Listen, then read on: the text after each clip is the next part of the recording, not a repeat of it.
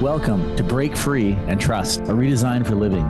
Join me, Chris. And me, Jacqueline, for real conversations about life, death, and everything in between. Learn to connect with your intrinsic power to grow and heal, how to laugh at your own humanness and not take life too seriously. Through healthy conversations between the feminine and masculine, you learn how to harness the power of relationship and the mirror to befriend your shadow and to trust that any obstacle that gets in your way is there to help you grow. Together, working at a practical level, you'll learn to trust that everything that is happening is for you, your growth, and ultimate freedom. Our circumstances don't matter. It's only how we relate to them that does. Get ready to befriend the wisdom of your body and the power of your mind. Break Free and Trust starts now.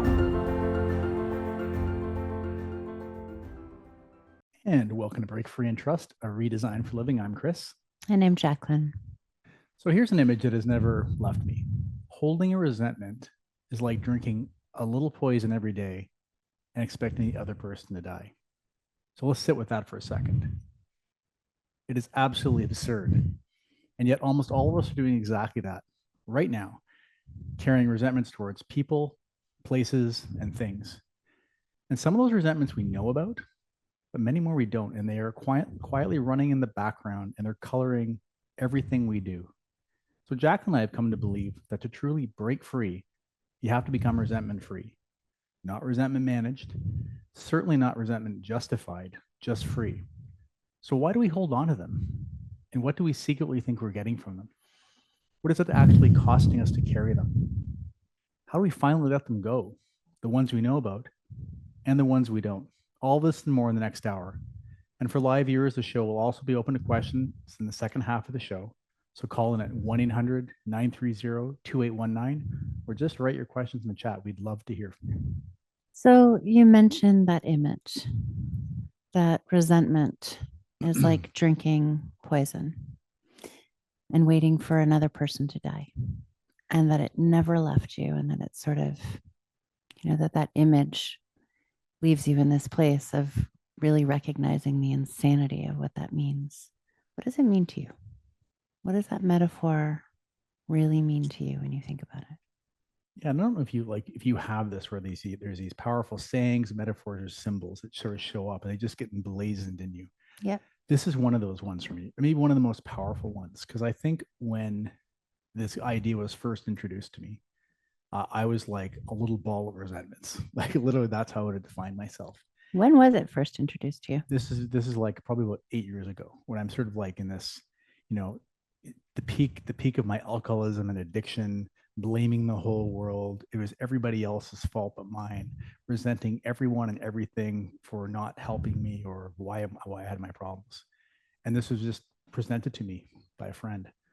And it was, I guess in hindsight, it was pretty close to me starting to do the work to get better.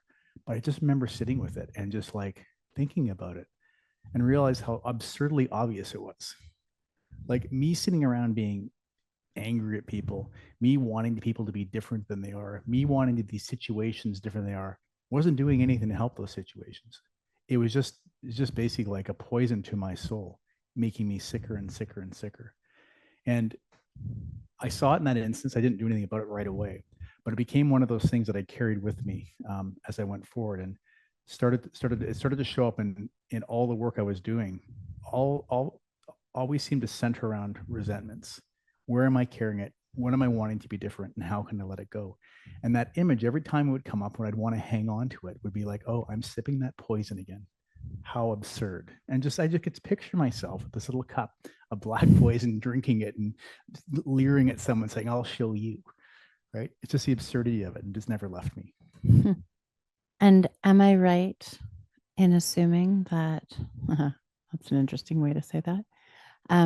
Is it true that a lot of your work now as a coach actually centers around helping people to identify and surrender their resentments?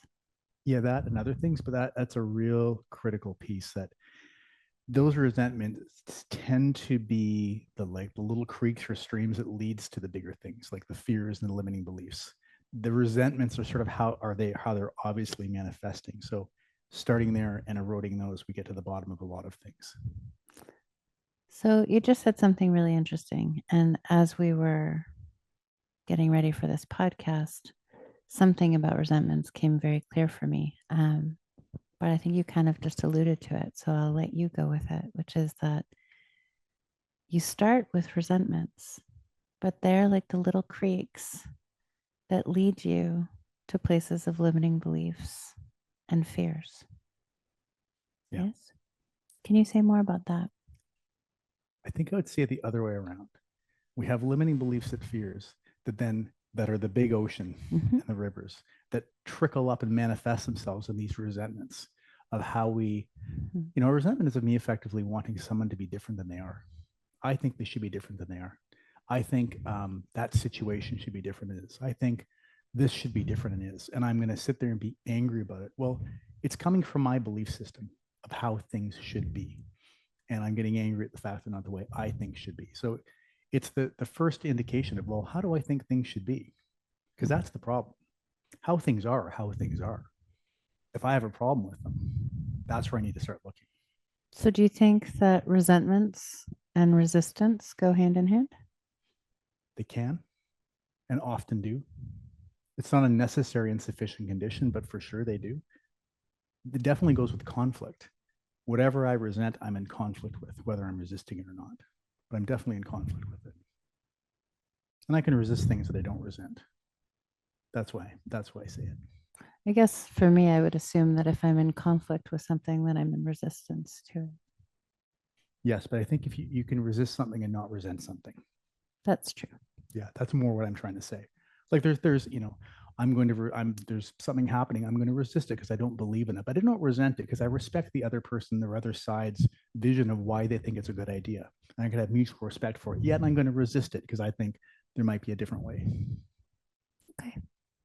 So something I actually would continue to hold this idea of the creek to the ocean in the way that I saw it. Because I see it differently. You're talking about trickling up, and I'm thinking more about trickling into.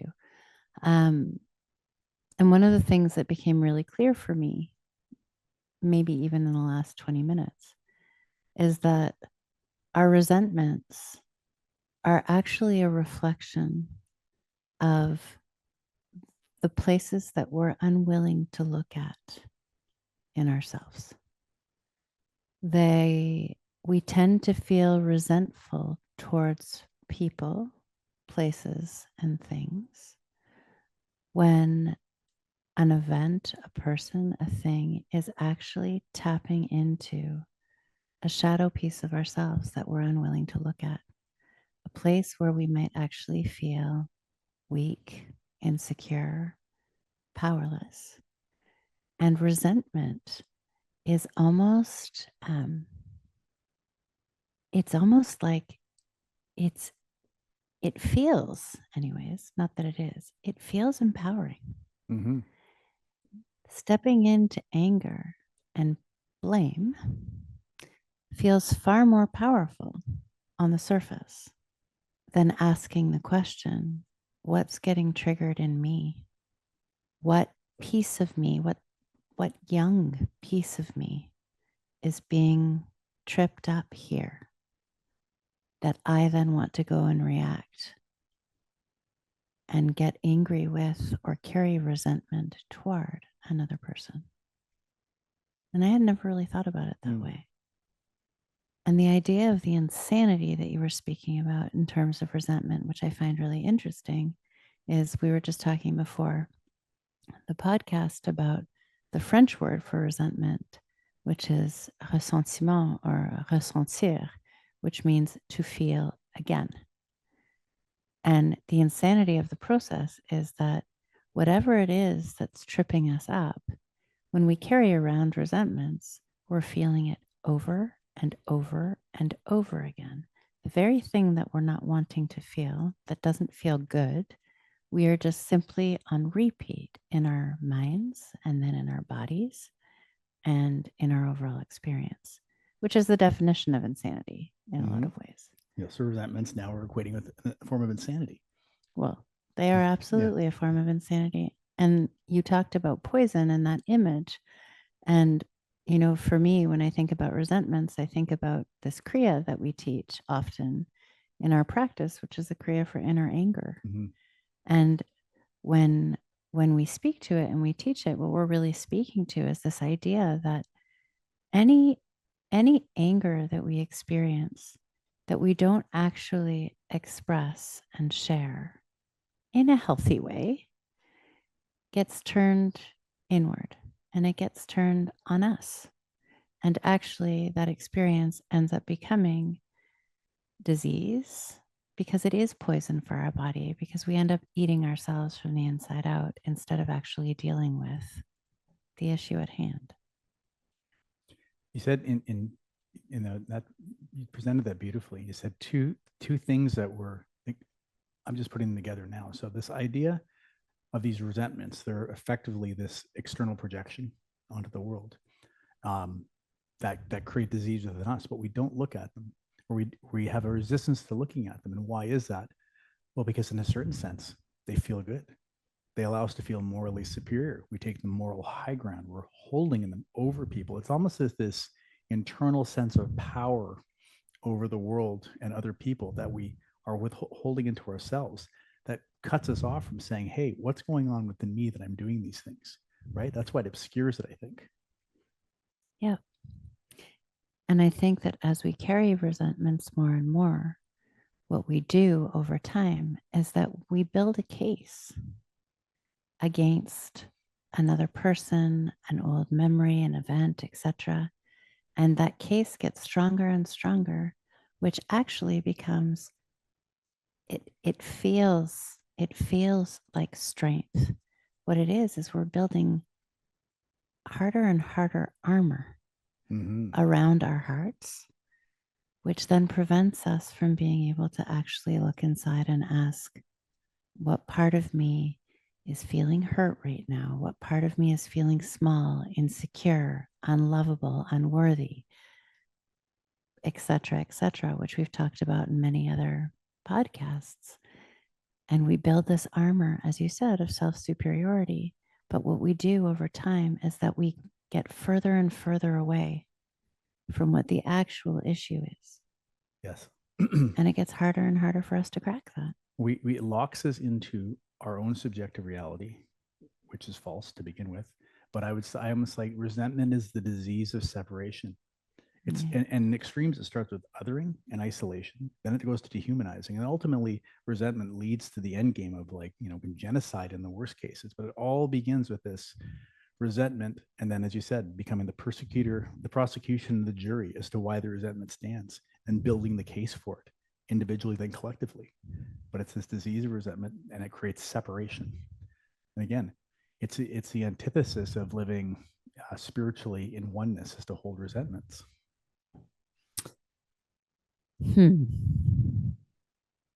So we have some really, I'm going to change my words on that one. We both have lived experiences around what carrying resentments around looks and feels like. And you and I have really decided together that in our relationship, how did you say it? You said it at the very beginning. One resentment is too many. Yeah.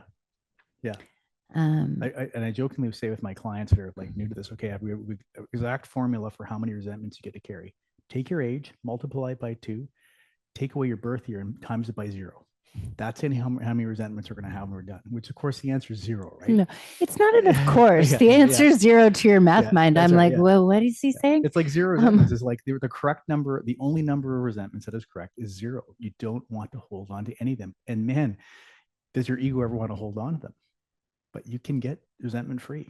So why does our ego want to hold on to them? Because the ego, by definition, is craves separateness. It's always trying to separate us from what we actually are. This sort of connected to everything. The ego thrives on being separate to survive. So the ego is like, yeah, bring on the resentments. That's perfect. I'm going to feel superior. I'm going to feel better, and it's going to keep me. It's going to keep us over here. It's like Gollum with his ring. Lord of the Rings. It's like, my precious. I'm going to hold on to these resentments. Can you do the accent? Away. My precious. No. Not very good. But yeah, it's like that's the ego. The ego wants to hold these resentments. So I think I would say it differently. Yeah. Surprise, surprise. The ego as we've said many times, serves a real purpose in terms of our survival, right? It keeps us safe. Doesn't keep us thriving, but it keeps us surviving.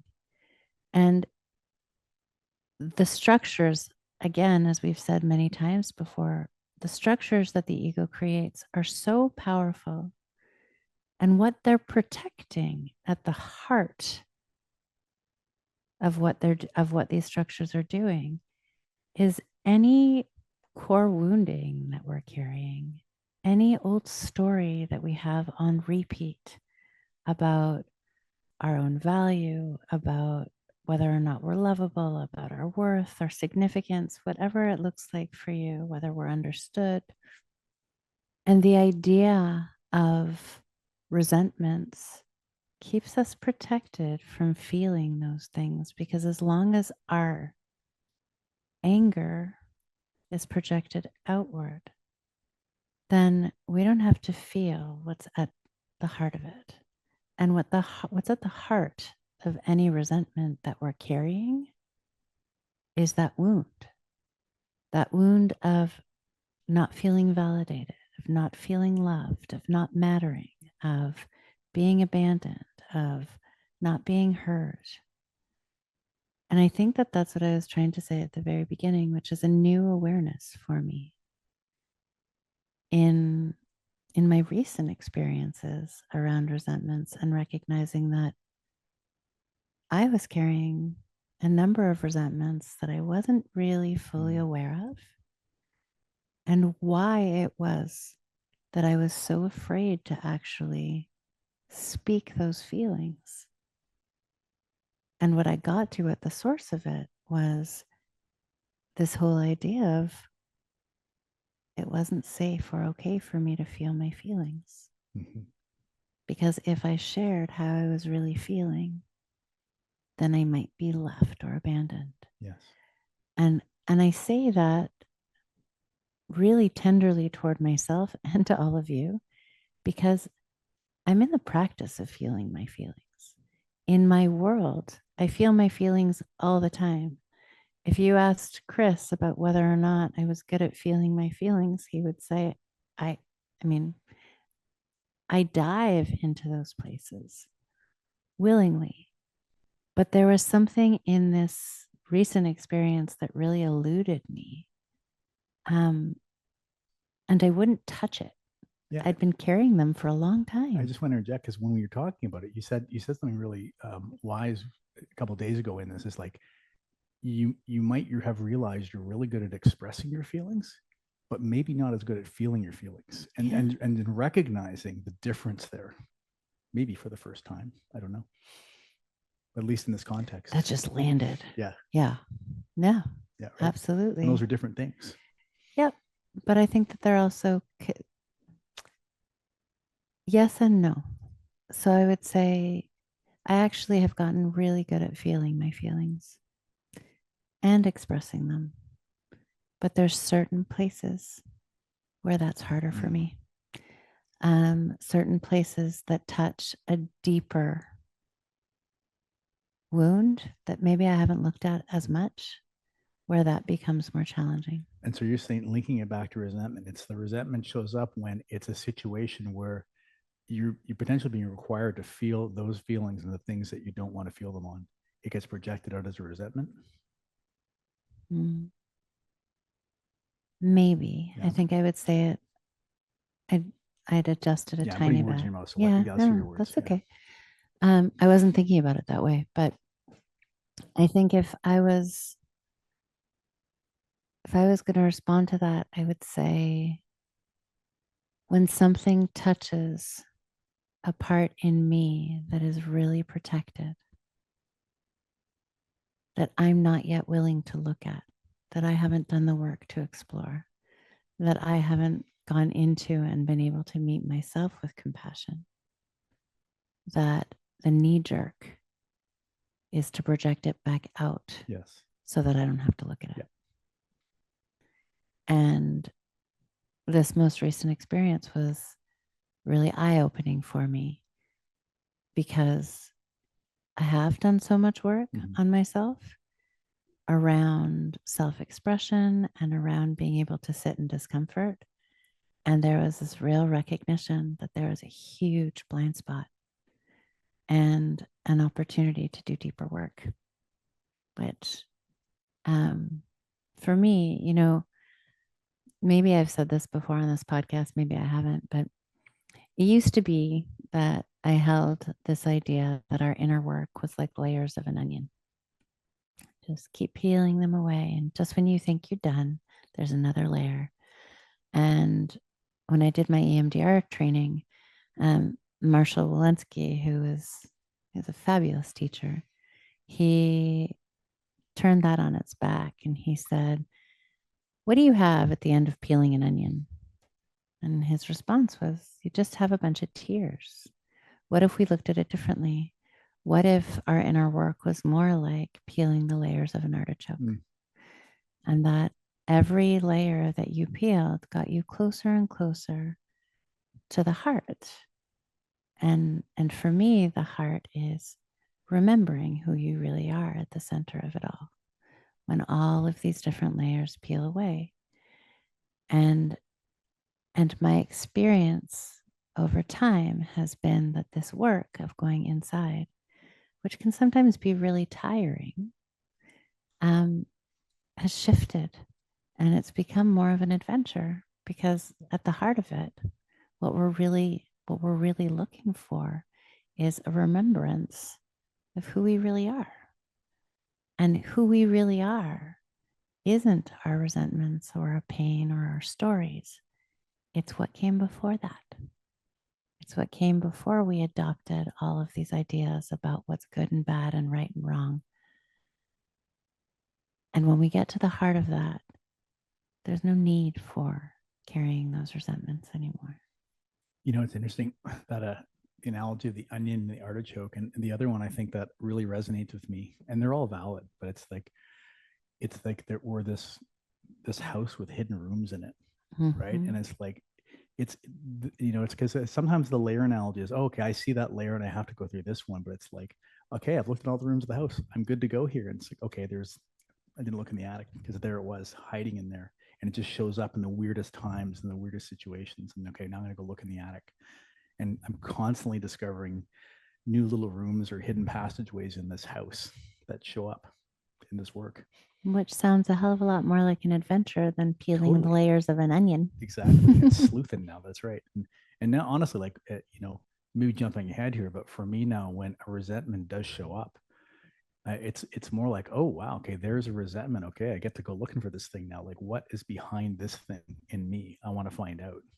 It's like it's an indication that there's, a trail to this hidden part of me, and there's many hidden parts of me, but it's a trail to go look for it. So how do we learn? I mean, you and I, we can model here, and we can talk about it in our home, etc., about how we work with resentments with each other, which might be interesting for our listeners. I'm not sure, but how would you guide another person to being able to release their resentments, to name them, to work with them, to let them go? Before we go there, why do they want to do this? What's in the other side of what's resentment free? What's in it for them, right? Why bother? So it's interesting because I listened to you give our introduction. Yeah. And there's something about the word break free in that actually didn't resonate for me. It was just our curious. podcast I know, but it's curious, which I think I struggled with at the beginning, which is really interesting. I was trying to be clever with it. You're clever, sweetie. What lies at the other side is freedom. Yeah. What lies at the other side in that freedom is self-acceptance. And that self-acceptance is that vast sea that I think that we're really talking about, is when we can get to a place where we can acknowledge the resentment and then what sits underneath it, which is often fear. And we can meet ourselves in that and accept that that too is a part of who I am, that I'm in this moment, I'm afraid. In this moment, I feel misunderstood. In this moment, I don't feel important, whatever it is. And it can be okay with us to feel that. Then there's a freedom that opens up that runs so deep. And there's nothing like it. Yeah. And I would just add to it, again, it's just from my own, view of the world, is like I see resentments as just like the bondage of self. And it's my resentments. It's when I'm full of resentments, I'm so inwardly focused about how everything affects me. It's me, and my resentments. And I'm just trapped in this prison of my own thoughts, my own belief system. And to be resentment free, it's like having left the prison, I'm now externally focused. I'm not worried about how everything affects me. I'm looking at everything out there and seeing how unconnected I am to it. It's like this freedom, as you said. And that's profound.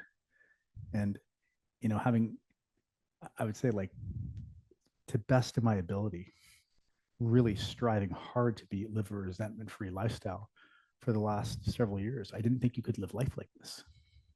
I didn't think this level of peace and general happiness and bliss was possible, but it is. And I think the only thing that's changed is this lack of resentments. Internally, externally, lots of things have changed, but internally, being resentment-free has just led to a new peace. What you said there brings me right back to our intro, actually. You speak about the prison, and I think in many ways the prison bars are the perspective through which we see the world. Mm-hmm. And that when those prison bars are filled with resentments, we're looking to our world to prove that our resentments are true. Mm-hmm. When we let go of those resentments and the bars fall away, we no longer need to prove that truth. We get to see the world as it actually is. Yeah. Right. Yeah. And then you find yourself in this place of just, you're not, at least I'm not in conflict with anyone or anything. And I said it before, this, it's one of my favorite lines. You get in an argument with someone, they tell you 2 + 2 is 5. And you just look at them and go, you're absolutely right. Enjoy. Don't need to prove anything. It doesn't matter. You're just at peace with it all. Yeah. It's quite a place to get to. And I think that what I would share before we take a break is that Chris lives in that a lot of the time. I would say to you that I have momentary glimpses of what it feels like to live there. I am still letting all of this stuff go. It's not, I haven't quite arrived at a place of absolute peace and ease, but I do know when my system is out of whack that it's time to look at what I'm carrying around with me. Yeah. Sounds good. That's a good place to take a break, and we'll come back and we'll talk about how do we identify them and what do we do about them. See you in a minute.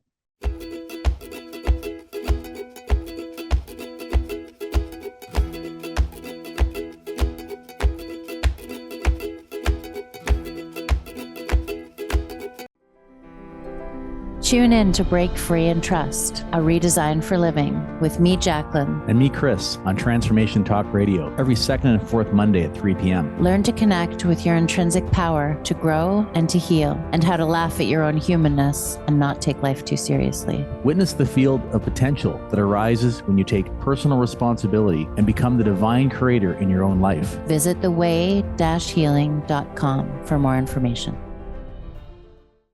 Hey, everybody. everybody. Oh my goodness, we have got talk radio for all of us. Really, thank you for blazing the trail for women in talk radio and just being such an inspiration to me and so many other people. What you're doing is so awesome. And, you know, without people like you there to like really step out of the box and go for it, I don't know if someone like me would have ever ended up here, but I'm so happy to be here.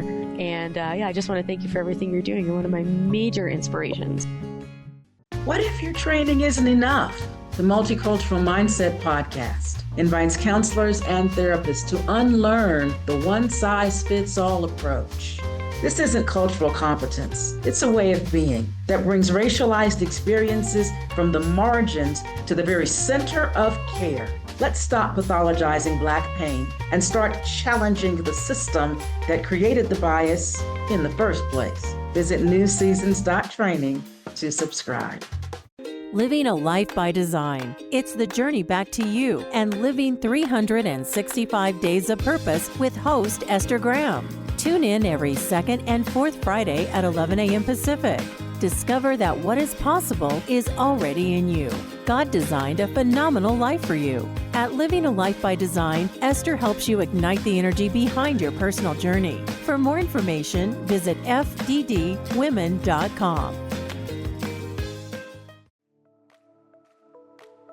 Let your dreams and not your doubts drive your decisions.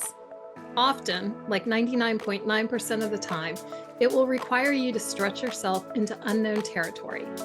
But that, my friend, is how you grow. You are making decisions all day long. Decisions about what to eat, what to wear, who to call. Decisions about how to spend your time and who to spend it with. Or how to spend your money and what to spend it on. If just for today, you stopped before every decision and checked in with yourself and let your dreams lead the way, what would change and what could be possible for you? I'm Beth Lark. And we are back. And just before the break, we started down that road of where we identify resentments, and I took us off track to why do we want to be resentment free? But now I'm going to bring us right back.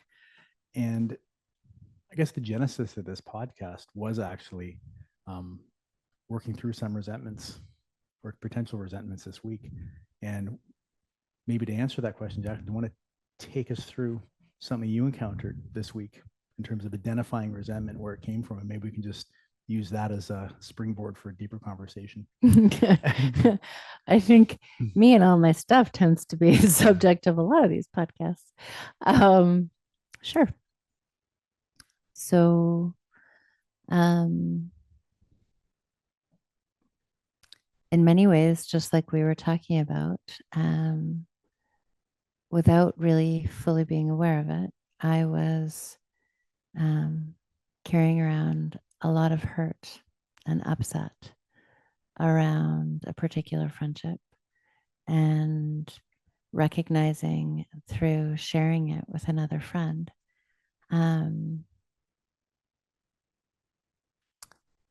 that I had been carrying around resentment, which was really clothed in hurt for going on 3 years. And that I could now name, 5, 7, 8 examples of where that had happened over and over and over again, and with another friend. And what I didn't realize at the time was that the lens that I was wearing was looking for it now, right? Yeah. I was looking for proof to my story, and the story was for me that I didn't matter. Is that what clothed and hurt means? Yeah. Okay.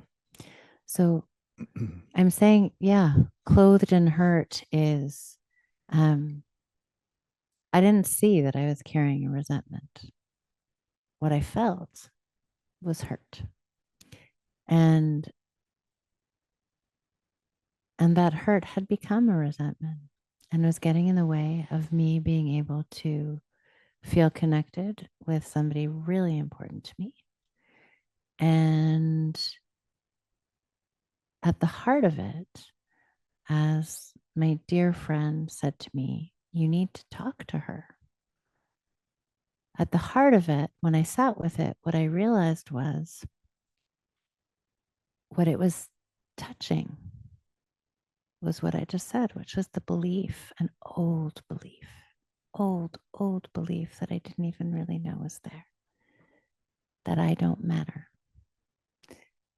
And the idea of speaking that out loud was far too much for my nervous system to handle, because what that would expose was a deep insecurity that sat inside of me of not being important or of not mattering to somebody. And so rather than share it, I just continued to build this energy in my body that would ultimately have me completely disconnect from this friend, which would protect me from feeling the hurt. Yeah, because the fear is you say something and they say, well, you're not important. No, I think it's deeper than that, actually. I think what it is to admit to myself that the feeling is that I don't matter is very raw. It has me touching into a place that I don't even really want to look at, right? And so if I can continue to get proof from this person that I don't matter, I can actually step away. I can push her away enough and disconnect from her. And in doing so, I don't actually have to feel anything. She was bad, and I'm safe. To name it means that I actually have to not only reveal to myself that I don't matter is a conversation playing in the background, but I also have to tell her that what I've experienced is making me feel like I don't matter. And I have to unveil an insecurity in the process. And it was really profound for me, because I did end up talking to her, and I was able to share everything that I was feeling from a place of gentleness and kindness. And I was blown away, because not only did she hear me, she didn't go into defense, she didn't go into attack, she didn't do all of the things that we would naturally do to protect ourselves. She heard me, and she actually validated me, which was, you have every reason to feel that way. Let me sit with it so I can come back to you with an equally thoughtful response.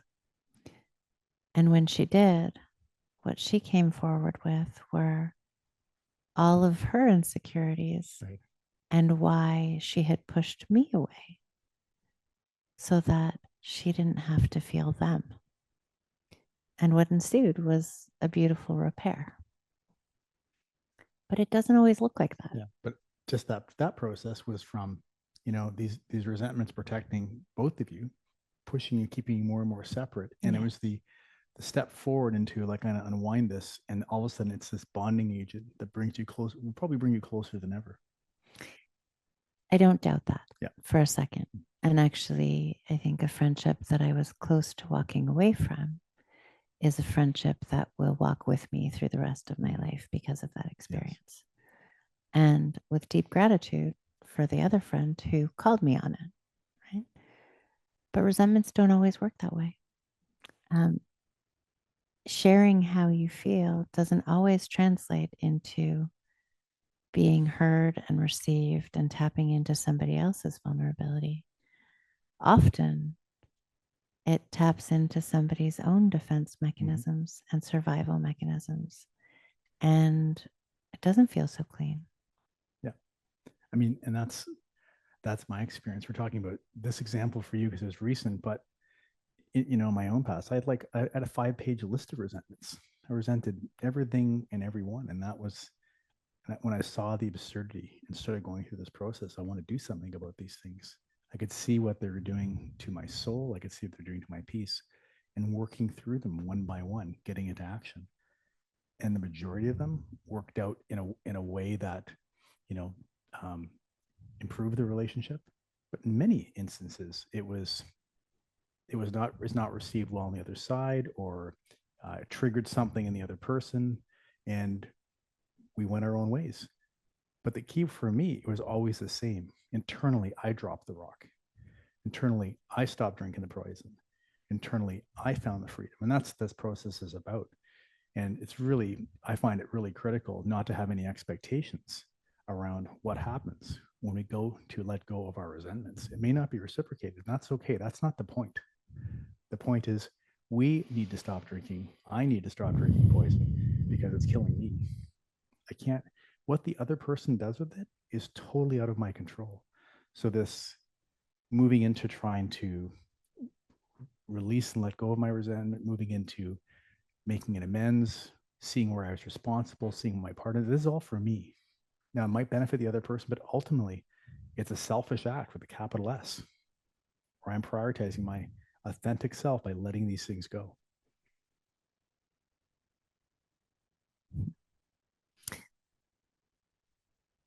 Can you name an example when you shared a resentment that wasn't received well and how it left you feeling? Like an actual example.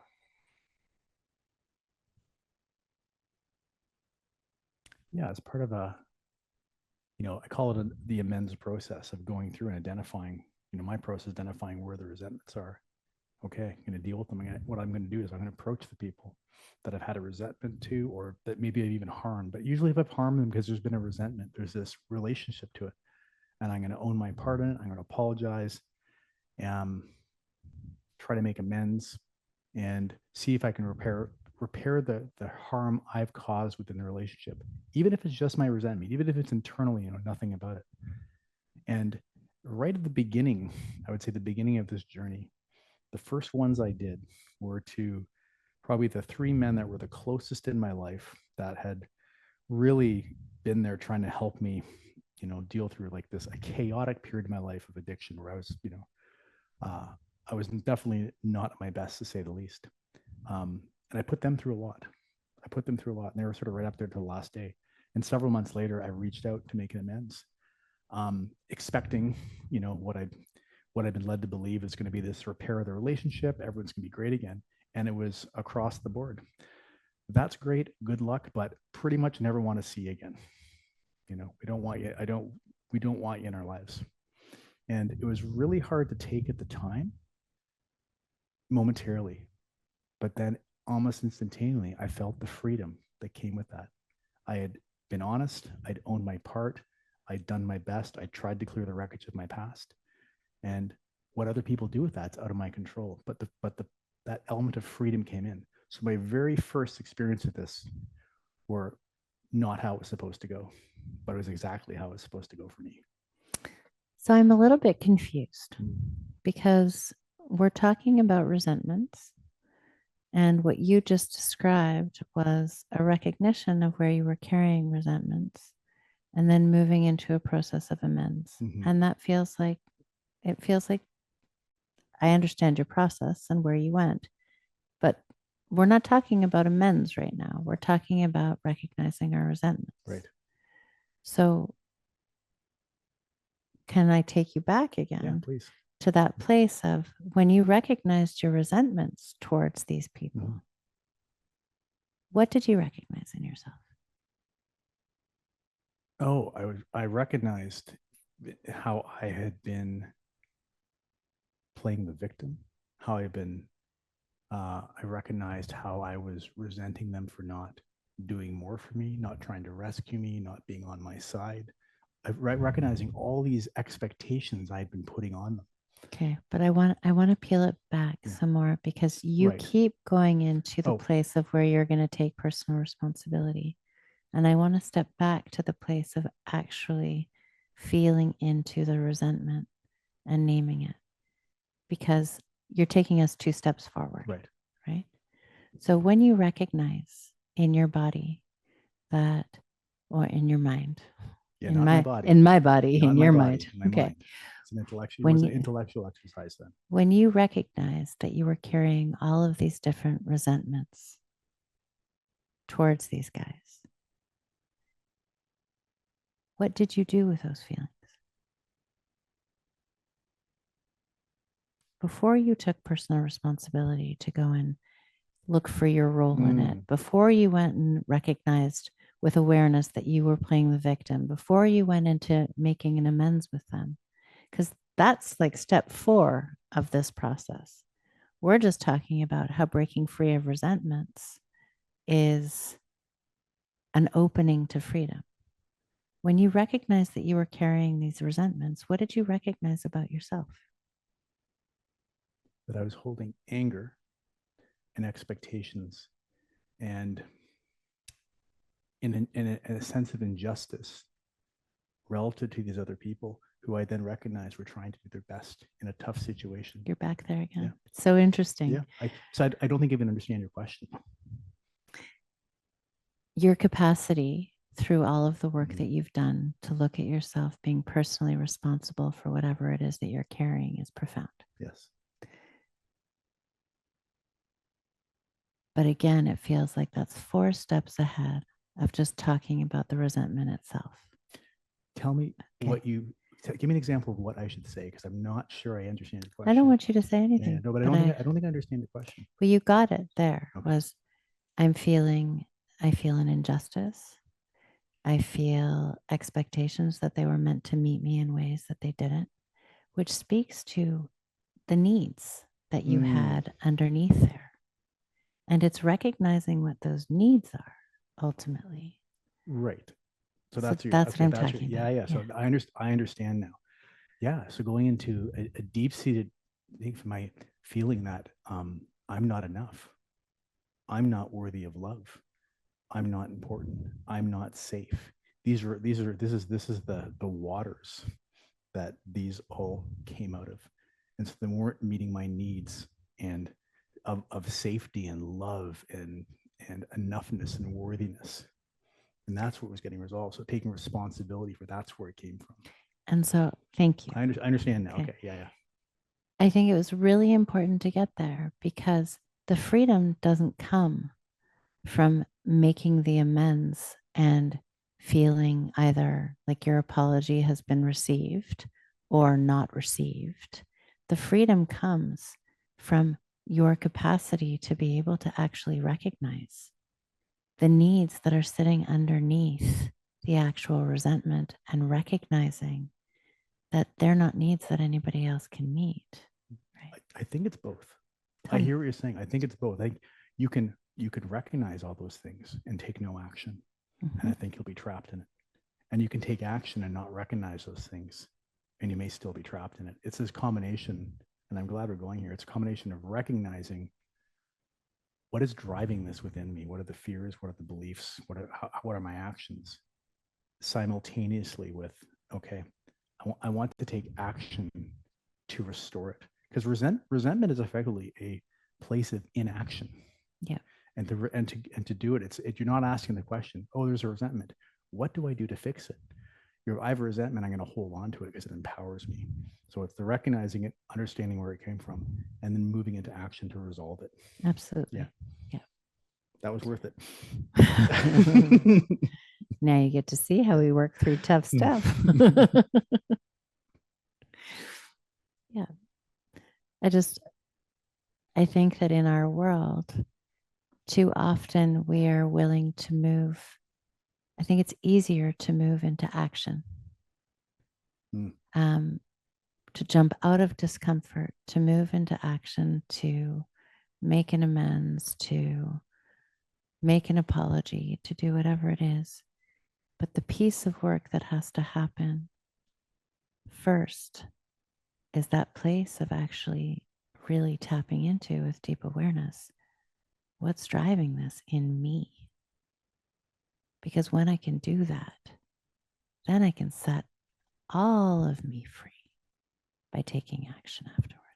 And you know, it's interesting. Again, my experience is a little bit different because the people I work with, it's like, I find actually there's less resistance to figuring that part out. And then it comes, okay, now it's time to make amends. They're like, nope, I'm justified in that resentment, or I'm justified in that anger. Even though I know where it's coming from, I'm not going to take that step. And they'll have done all this work and they'll trap themselves because they won't cross that barrier of getting into action. It's too much. So, what's in the way of them taking that step? Their pride, for the most part. And but the ego. But I mean their ego structure of safety. Well, if I'm willing to look at all of my shit in private or with a therapist, a coach, a counselor, a sponsor, whatever it is, okay? I'm willing to do that work, and I can look myself square in the mirror and see my pretty spots and all my ugly spots. That's really deep work. Mm-hmm. But then to go and step into showing off all those ugly spots to the rest of the world that I've protected myself from ever experiencing it, most of whom would probably turn on me if they saw it, especially when I'm thinking about some of your clients and some of the damage that they've created. Of course they're going to want to cross their arms, like you said, and say, nope. But both are required, aren't they? In order. And I think there's another step in there too. There's the response, but I find it's less about the response. If I'm sitting with it right now, I'm just formulating this. It's more they're not ready to let go of it. I've seen it all, I have it all, but I've identified with it. And I don't think I'm ready to give this up. Like, this is all I've known for my entire life. And when this process of going and letting go of it all through this process of amends and letting go of my resentments, you're asking me to let go of my identity. And my identity has kept me safe. So I think it's less to do with how the other person responds. And it's some to do with that, but it's more about who am I without these? Mm-hmm. My resentments are my identity. If I let them all go, then I don't know who I am anymore. Mm-hmm. I think that's absolutely true. And thanks for clarifying that, because that comes back to what we said at the beginning about our ego structures, right? Yeah. They will work so hard to keep us safe because our survival depends on it in some part of our psyche. Yeah. That to let that go means we have no more signposts. We have no more sense of who we are. And we are nobody, right? Yeah. We've all of a sudden become nobody, which ultimately is the biggest freedom. Yeah. And I think that's why so many people can do so much psychological work, learn all about themselves, but then hang on to that structure and identity, because it's just a big step that many people, unless they're forced to that wall, aren't really ready to let go of. So you did that in a really big way, and you do that every day in a really big way. What makes it different for you now? I mean, I was forced to the wall. That's the only thing I come up with for my situation. And I only know my own experience. Like, I got to that place was whatever my identity was not working anymore. And it was just going to lead me to annihilation. So I was motivated with this gift of desperation to fully change it. And just by the grace of God, I fully bought into what was presented to me as a way out of it. And this was part of it. And so for you, sitting on the other side of that, being able to experience what freedom feels like in your body, resentment free, what would you share with our audience in terms of the gifts of that place that might make one person want to look a little deeper and step into a little more courage to be able to make this move in their life? Just that it's a newfound freedom, spaciousness, and expansiveness that, we use this word all the time here. It's somewhat ineffable unless you've experienced it, but it's like a promise that it's there. It's like it's this new way of seeing the world, a new way of living when you cross this boundary of letting go of the ego and the identity, and particularly the resentments, which is the outcome of it.